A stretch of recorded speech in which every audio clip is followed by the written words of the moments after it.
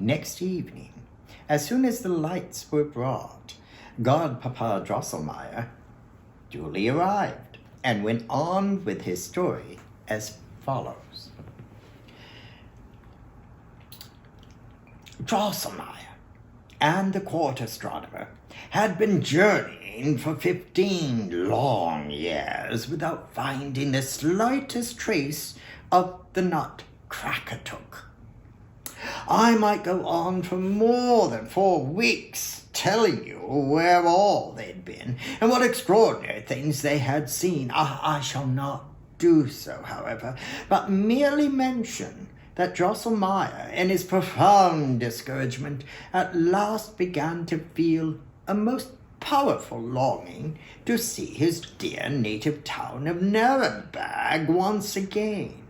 And it was more powerfully moved by this longing than usual one day when he happened to be smoking a pipe of canister with his friend in the middle of a great forest in Asia, and he cried, "Oh, Nuremberg, Nuremberg, dear native town, he who still knows thee not, place of renown, though far he has travelled, and great is seen, as London and Paris and Peter Wardine, knoweth not what is happy to be, still must his longing heart languish for thee, O Nuremberg, exquisite town, where the houses have windows both upstairs and down."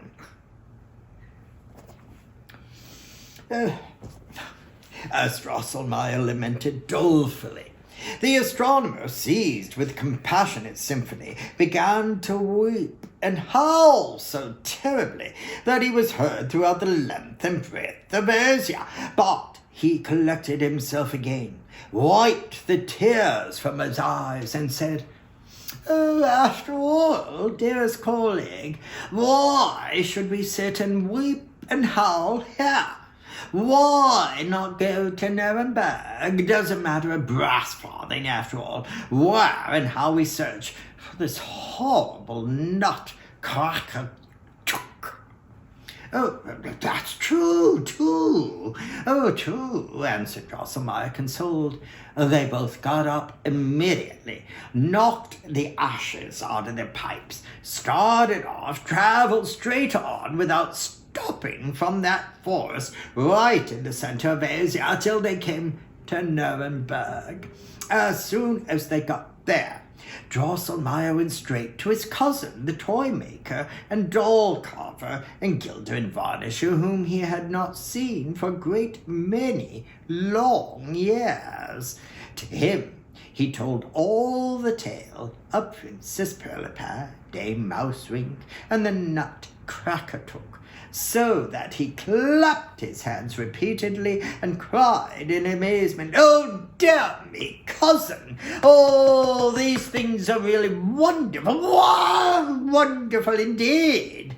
Drosselmeyer told him further some of the adventures he had met with on his long journey, how he had spent 2 years at court of the King of Dates, how the Prince of Almonds had expelled him with ignominy from his territory, how he had applied in vain to the Natural History Society of Squirrel Town. In short, how he had been everywhere utterly unsuccessful in discovering the faintest trace of the NUTCRACKER.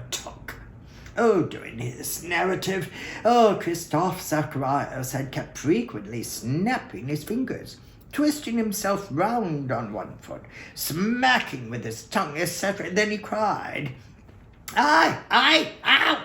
Oh, that really would be very deuce and all."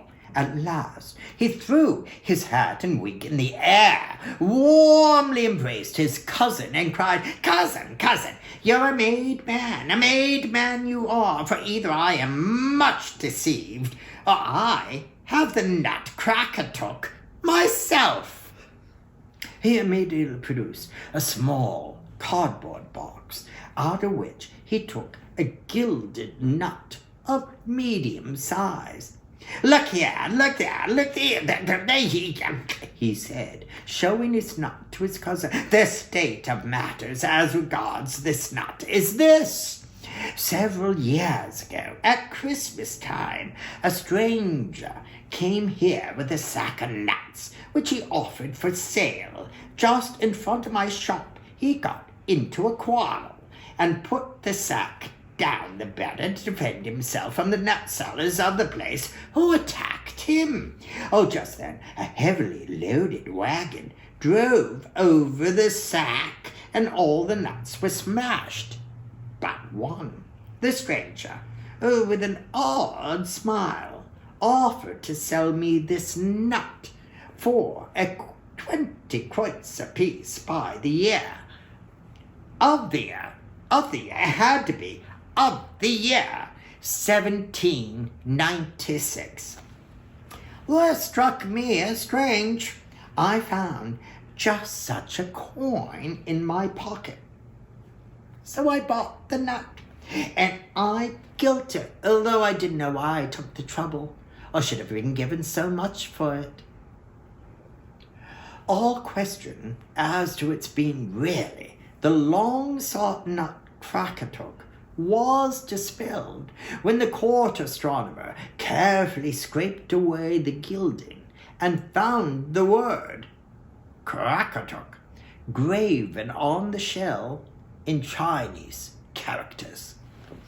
The joy of the exiles was great, as you may imagine, and the cousin was even happier, for Drosselmeyer assured him that he was a made man too, as he was sure of a good pension and all the gold leaf he would want for the rest of his life for his gilding, free, gratis, for nothing.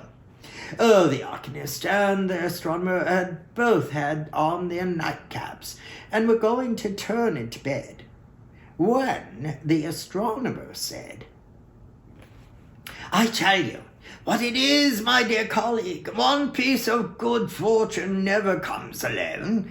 I feel convinced that we've not only found the nut, but the young gentleman who is to crack it, and hand the beauty-restoring kernel to the princess into the bargain. I mean, none other than your cousin's son here, and I don't intend to close an eye this night till I've drawn that youngster's horoscope.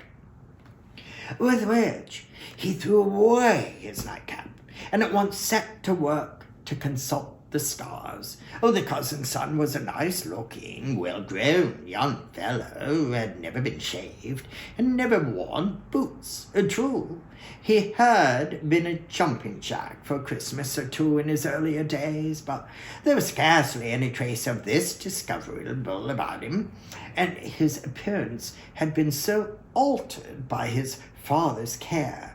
He had appeared last Christmas in a beautiful red coat with gold trimmings, a sword by his side, his hat under his arm, and a fine wig with a pigtail. This apparel he stood in his father's shop, exceedingly lovely to behold, and from his native gallantry he occupied himself in cracking nuts for the young ladies, who called him the handsome NUTCRACKER.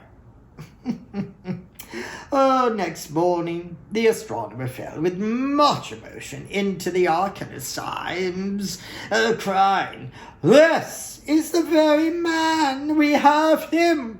He's found! Only, dearest colleague, two things we must keep carefully in view. In the first place, we must construct a most substantial pigtail for this precious nephew of yours, which shall be connected with his lower jaw in such sort that it shall be capable of communicating a very powerful pull to it.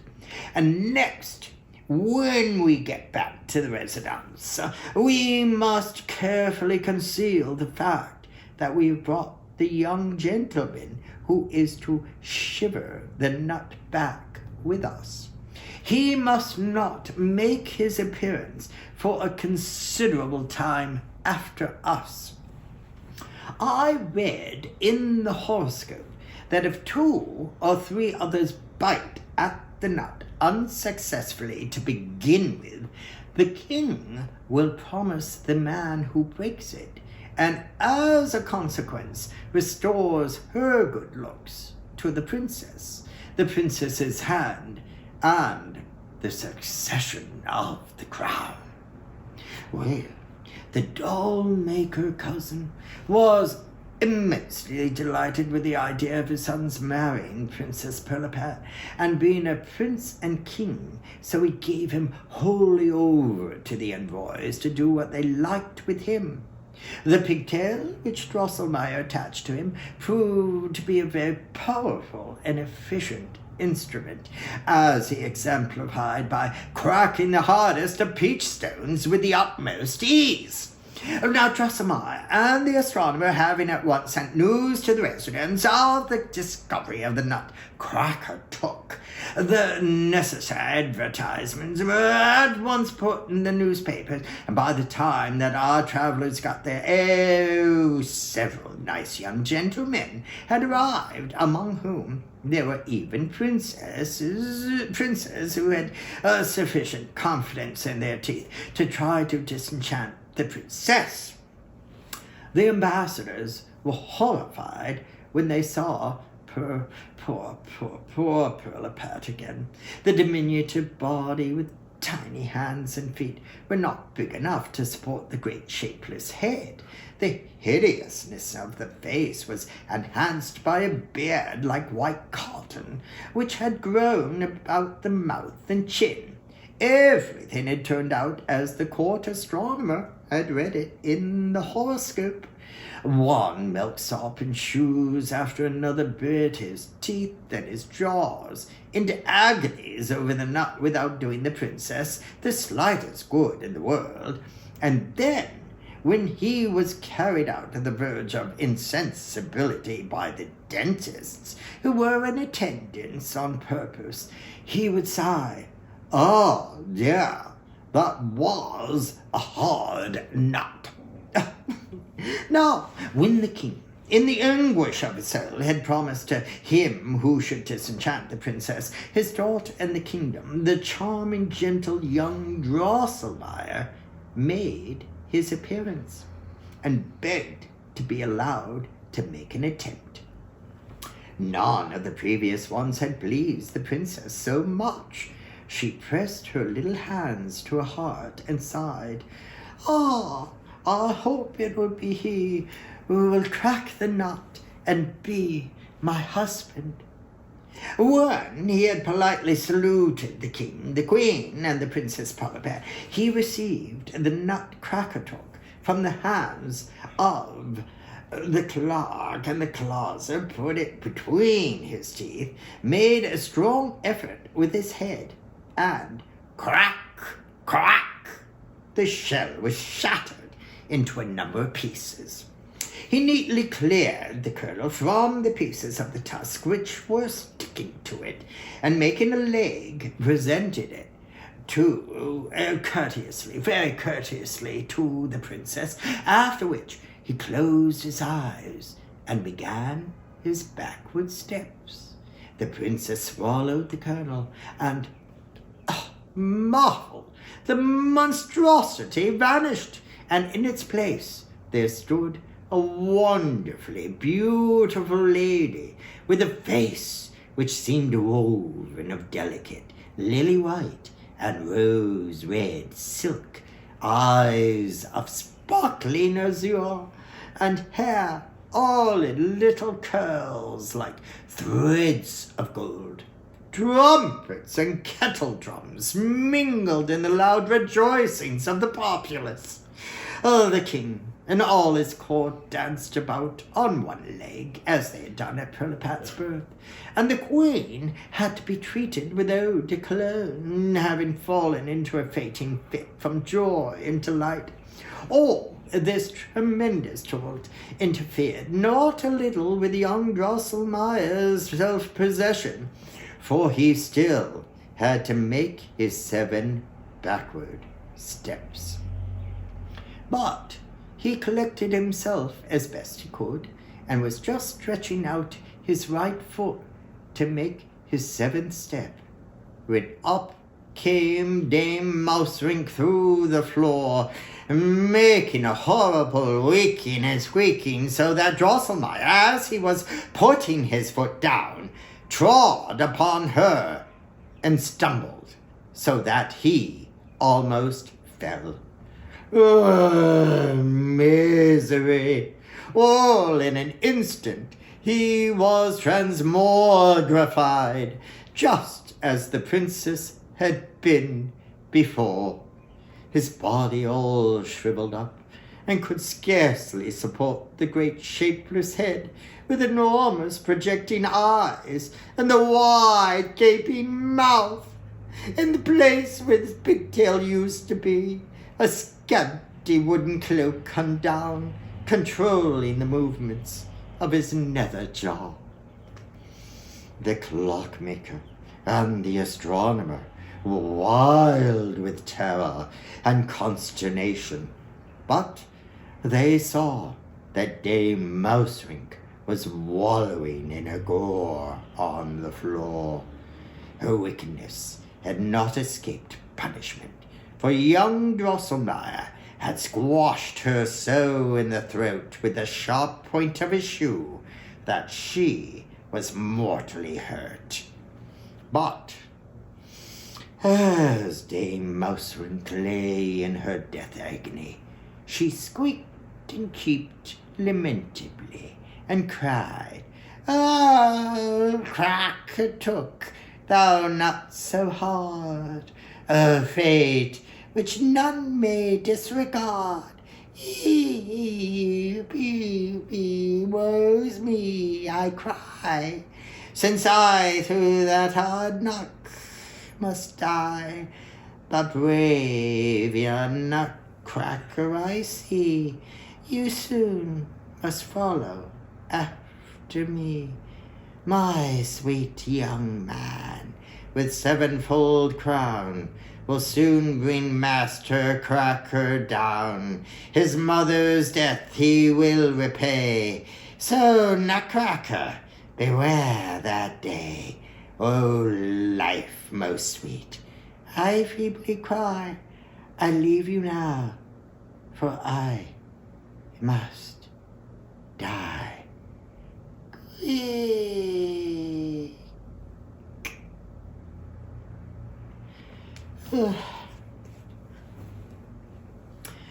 With this cry died Dame Mouserink, and her body was carried out by the court stove lighter.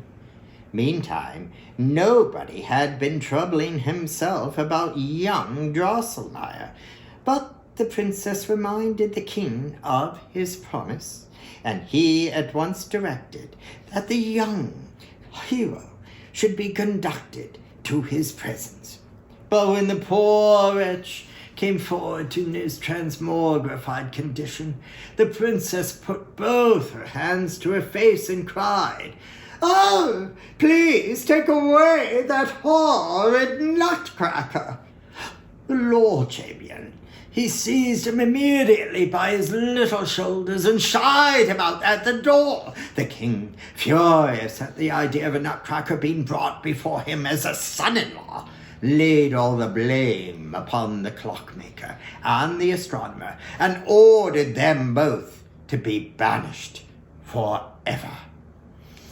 The horoscope, which the astronomer had drawn in Nuremberg, had said nothing about this, but that didn't hinder him from taking some fresh observations, and the stars told him that young Drosselmeyer would conduct himself so admirably in his new condition that he would still be a prince and a king in spite of his transmogrification, but also that his deformity would only disappear after the son of Dame Mouserink, the 7-headed king of the mice, whom she had borne after the death of her original 7 sons, should perish by his hand, and a lady should fall in love with him, not with understanding his deformity.